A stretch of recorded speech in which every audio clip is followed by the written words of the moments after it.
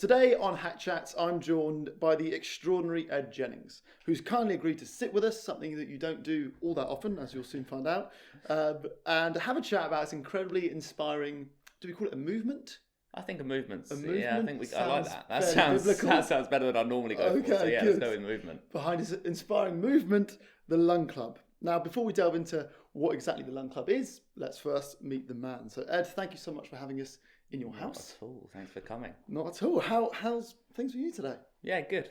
We're in. This is home. This is work.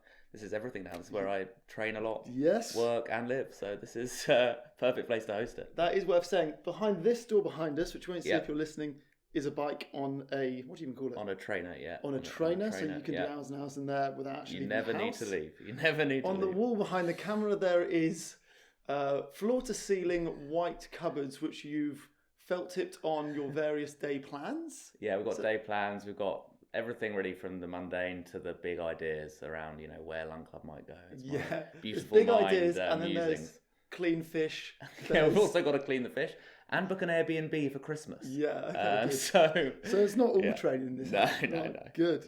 Now you're a man who obviously spends many an hour biking, running, swimming. You've completed marathons, triathlons, Ironman. You recently cycled up and down a hill near here for 17 hours until you reached the summit of Everest, effectively. I did, yeah. First question, a simple one. Are you mad? Maybe a little bit. I guess by the looks of things, you might have to be a little bit mad to do some of this. But I think that's when you look at it all from... When you list it like that, it seems a bit crazy. But the reality is it's all just kind of built on one thing at a time. Mm-hmm. And I did...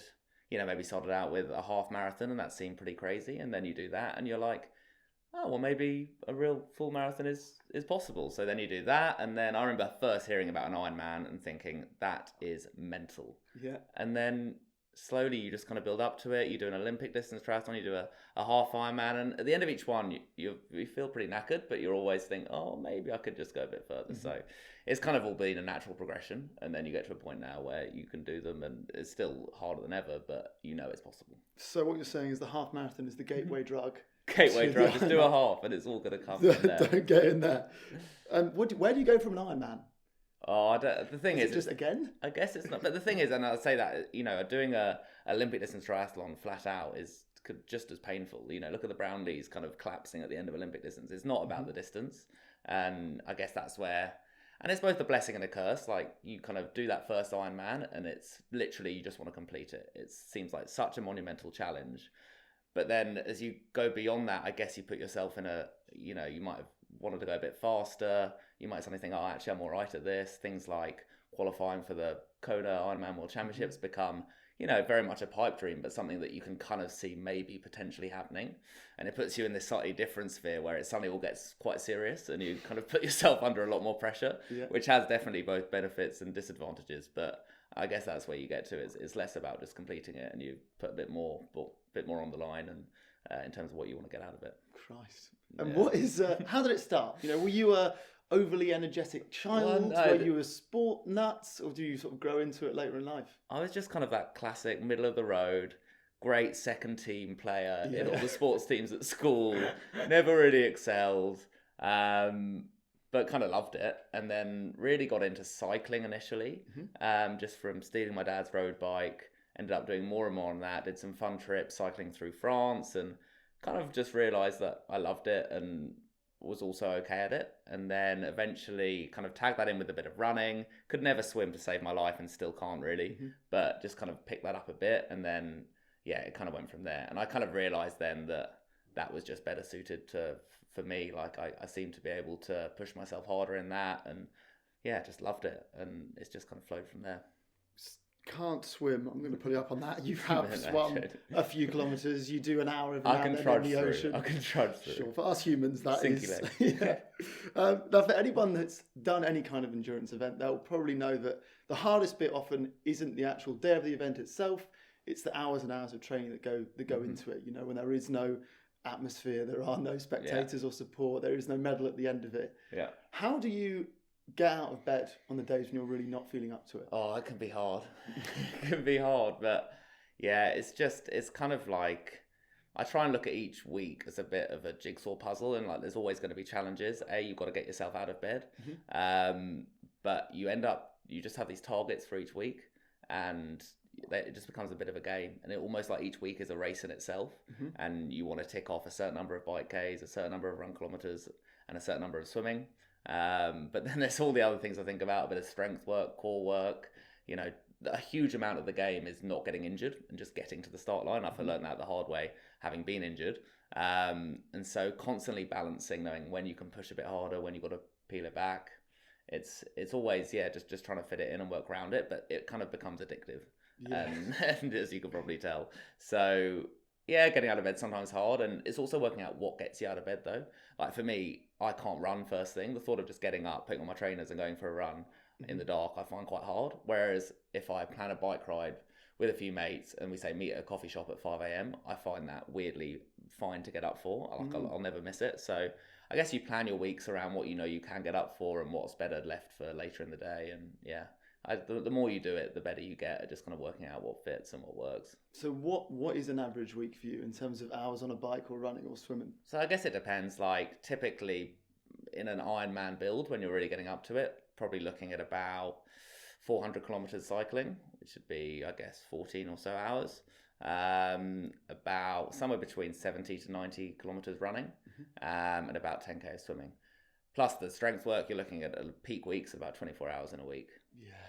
That's good stuff. And that is for how many months of that in the lead up to an event? So you typically look at a block as like 12 weeks into the event, and they won't all be that big, but you'll do little builds and then you'll rest for a lighter like 10-hour week just to absorb it all. Then you'll build in, then obviously have like a 2-week taper going into the race. So that's in an ideal world, about 12 weeks. Wow. Okay, now so that is the exercise side of things. Yeah. And that's a little bit about you. Let's talk about the Lung Club. Okay. Yeah. So the Lung Club has got a beautifully, in my opinion, simple message, which is train the lungs to help the mind, right? Yeah. So the first question I have is kind of a chicken and the egg one for you. Did you first develop a passion for training your lungs, or was it a realization that there was something in your mind that needed help and exercise might be the answer? So it's actually a bit of a weird one, because really the training my lungs was already there, and I'd been doing this for, a few years now, not always quite as intensely, but in some form. But actually it wasn't helping my mind the way I was doing it. And it kind of, the way I realized was training for my big race last year was Bustleton Ironman, end of the year, had fairly big aspirations, really wanted to push for a slot at the Ironman World Championships. And then a month before the main race, I did the Noosa Triathlon, which is an Olympic distance race. Did that as a warm up, and unfortunately fractured my third metatarsal in my foot in that race. And kind of, I knew I'd done it on the run, kept trudging through, finished the race, and just knew it was in a bad way. Got the X-ray, came through, and I just hit rock bottom after that. Like my whole year pretty much was geared up to that race.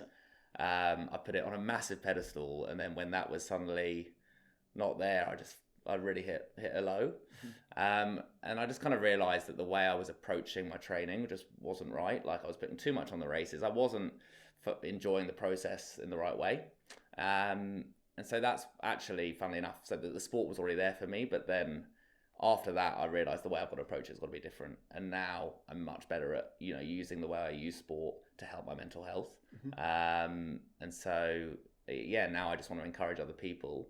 If whether you've either been doing what I did before and using it the wrong way, or if you're just not necessarily exercising a lot, using that as a tool for your mental health, I think it's so powerful. And as much as it can seem pretty obvious, and granted it's not perfect, it can definitely, used in the right way, be such a useful tool. Even now, like on a bad day, just getting in that room and getting on the trainer for an hour, I find some of the struggles I get a really cluttered mind, and I use the whiteboard to try and map out, all the thoughts that's in my head, and a lot of the, I feel like I've just got these to-do lists that never end, when the reality is they probably aren't even that long. But I get on that bike and I can't think about life. I can't think about anything other than just turning the legs over, or how much longer I've got on the bike, or it might sound a bit painful, but actually it's just release, and it's almost like mindfulness for me. Like I can just really clear my head, and I find that so useful. I'm not sure if you ever actually got to the end of a to-do list. I got there once and it was terrifying. I've got nothing to do. I know, you can start writing more. Yeah, exactly. So what was it that led you from being someone that reaped the mental benefits of exercise and realizing that, to someone who wanted to set something up to publicly encourage others to do it? You know, what led to the Lung Club effectively? I guess so. The kind of pivotal moment was I was doing this Everesting challenge. So cycling up a single hill in Bondi 137 times to reach the height of Everest. Yeah. And the reason I was doing that was in memory of a friend's dad back home who sadly took his own life earlier in the year.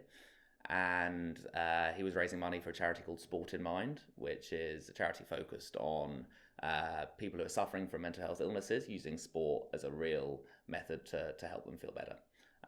So I was raising money for that, and I was kind of cycling up and down this hill. And I started talking a lot on those videos, you know, about how I use mental health. And I got a lot of like feedback just from other people who kind of unexpectedly had also been going through things and felt quite happy. I think probably because I showed a bit of vulnerability, were happy to then open up and talk about it. And I just didn't really, I finished that and I felt so empowered and felt so strongly that this was something that meant something. I just didn't really want to stop there and then. I feel like, you know, people do amazing things all the time for great mental health charities, but they're a single moment in time, and we donate to them and we think about it and then we forget about it until someone else does something. And I just thought having a way to keep that conversation going and make sure people were constantly seeing that mental health isn't just a once a year day that we need to think about. It's constant, and we need to always be talking about it, engaging in it, and, you know, keeping that conversation going, especially when it comes to our kind of demographic, you know, males between 20 and 40 years old, most at risk of suicide, and the one group that just do not talk about it. Of course. And if Lung Club can be either something that promotes people to exercise for their mental health, amazing, but also if it can just be an avenue that kind of promotes awareness and creates conversation, and even if you don't engage with that conversation, just to know that, you know, people are going through stuff the whole time and it's completely normal if you are too. I think that can only be a good thing. That was actually something I was going to say later on about how the Lung Club is effectively two-pronged. You've got one, let's encourage people to exercise. It can help your mental health. It's not necessarily a cure, but it's definitely something, a step in the right direction. Yeah. And two, let's use this as a vehicle to just encourage this conversation. Yeah. Which is, you know, that day when you did that mad bike ride, that was the thing that I was most inspired by. Not only were you talking throughout, showing some vulnerability, encouraging others to do, and I know people were getting in touch throughout it. Also, you just played it so cool. Like, you were 15 hours into a bike ride and chatting away, and our friends were in the background blowing and struggling and dropping behind. It was an extraordinary day. I remember waking up the next day, and I went for a run with Liz. And she wanted to walk at one point. I was like, I can't walk. Ed just did a 17-hour bike ride. It'd be such a cop out. But I think one of the things that I've liked the most about the Lung Club is it seems to be so inclusive. You know, this is not something that's exclusively for people who experience mental health to a degree of having to medicate. It's for anyone who wakes up just not feeling great, you know, for no real reason. And you're not telling us to go do Ironman. You're telling us to go for a walk, or you know, walk up the stairs rather than get the escalator, whatever it is. Exactly. And I know people have been getting in touch with you since you set it off. Did it start as a blog and then become Instagram? So I wrote a blog actually after that injury and that process that led to a bit of a low at the end of last year. So originally it was just a blog, and then now most of our content comes through Instagram. Just as, to be honest, it's pretty sporadic. It's just when I have thoughts and musings around things that might help people. And we also really encourage these Lung Club challenges, which again could be absolutely anything. We've had some crazy stuff. Will Clark cycled for 24 hours around Centennial Park, covering 710 kilometres. That was outrageous. And he did it fast as well, didn't he? Really fast. So stuff like that's amazing. And ultimately, what's great about those is, first of all, we always encourage people to take a challenge on, because I think when we're trapped in the kind of mundane of life, it's quite nice just having something else to think about and focus on. I mean, that's why I love the kind of the rhythm to life that, you know, Ironman races, for example, give me. Is there's something so nice about that. Like, you build into a race, you then recover and rest after, and you rethink about what's next, and it just gives you this kind of like rhythm to life that you're building for something and then recovering. And I really love that. And I think, you know, just taking on a challenge, you know, whether it's your first 5K run, whether it's your longest ever bike ride, whatever it is, it just gives you something outside of those stresses of daily life to focus on. And also what's great about them is, out of each one, you kind of get these stories that come out of it from people often who, you would just never expect to have gone through, tough times. People can put on amazing, brave faces, and you never really know what's behind that. And I think, well, certainly for me, stories really resonate with me. And I find, reading and seeing and hearing about people who have gone through difficult things and how they've come through it and how they felt during those times gives me huge comfort when you're then feeling a bit low yourself, or you're feeling stressed, or, all these different emotions. It's always nice to know that someone else has gone through that. And the reality is, anytime you're feeling anything that's negative, someone has felt that before, and you're not alone, and it's not mad. It's completely normal. And I think the more we can use those stories as a way of helping people, the better. Yeah, of course. I guess that also helps, in a way, us learn about what mental health is. It's such an enormous subject that none of us can pretend to understand fully. And I think that's what's, it's almost put people off talking about it before, because it's so big and vast, and we don't understand it. Like, I still am learning so much. I don't really have a clue, but I guess for me, I've always had the sport as my kind of tool to fight it. And so more recently now, I've kind of added, an element of education as another tool. So reading lots more about it, and I think it's fascinating. And the biggest thing I've taken is we've just got to move away from this kind of binary element of you've either got a mental health illness or you're fine. Yeah. And just look at your physical health. You're not either absolute fighting fit or the least fit you've ever been. 99% of the time you're somewhere in the middle. And some days you feel really fighting fit, and some days you don't feel so good. And it's exactly the same with mental health. It's a huge spectrum, and we're just promoting sport as one of those tools to try and make yourself feel your best each day. And it does have a knock-on effect, it seems. When you do more exercise, you do then become more aware of what you're eating. You do generally feel better, and it's sort of sleep snowballs. better. Yeah. It's just all those. And also just, the social elements of, going for a run with someone, sitting on a bike for a few hours with someone is a great way to connect, for kind of social bonds and stuff like that too. So, there's a huge amount of benefits in it. Of course. Now, next Sunday, exciting day. It's a huge day. It's the inaugural Global Lung Club Day. Yep. What does that mean? How can we support? Well, I thought, there's these global days for everything. And I think Lung Club needs a global day. Of course it does. So it's actually conveniently timed with my 30th birthday. Yes, no coincidence there. And so we're going to have Global Lung Day, where we're just encouraging people from all around the world to go and do anything you like in terms of training your lungs. So that can be going for a run, going for a bike ride, playing ultimate frisbee. It really doesn't matter. Just go and do something that makes you feel good. And the only thing we request is that you maybe just take a little film of that. Tell us who you are, why you're doing it to help your mental health, how it helps your mental health, and then just tag Lung Club on Instagram and hashtag Global Lung Day. And I just think, if we get a lot of people doing it, and you think of the reach that can hit, and we spread the message, it's only going to help. And I think in each of these little instances, you'll find a handful of people who it can really affect, and that's pretty powerful. Have people been getting in touch already about what they're going to do next Sunday? A few good ideas. I think it's going to be all sorts. People doing their longest ever bike rides, and little ones can get involved too. I know I've got a lot of nieces and one nephew, and they're all excited to do their bit for it. So hopefully it will span a nice range. Amazing. Yeah. What will you be doing? So I've actually organised a event in Sydney. So we're just going to go running around Centennial Park. I'm going to run 30 kilometres for my 30 years. Good. But if anyone's around in Sydney, come along. It's just going to be a case of run as little or as much as you want, and hopefully get a nice community run going. Amazing. Yeah, it should be good.